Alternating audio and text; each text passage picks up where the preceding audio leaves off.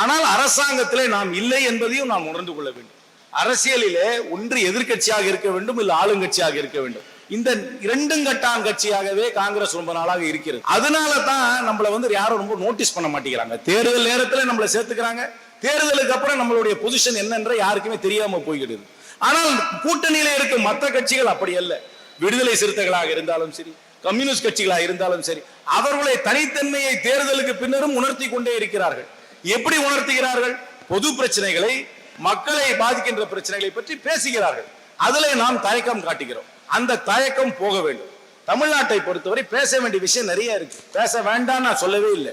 பாராட்டுகிறோம், காலை உணவு திட்டத்தை பாராட்டுகிறோம், 1000 ரூபாய் மாதம் மாதம் கொடுக்கிறதை பாராட்டுகிறோம், முதலமைச்சருடைய அணுகுமுறையை கண்டிப்பாக பாராட்டுகிறோம். அதை பாராட்டும் பொழுது ஒரு பொறுப்பான அரசியல் கட்சியாக, மக்கள் கவனத்தை ஈர்க்கும் அரசியல் கட்சியாக இருக்க வேண்டும் என்றால் சில விஷயங்களை நாம் பேசித்தான் ஆக வேண்டும்.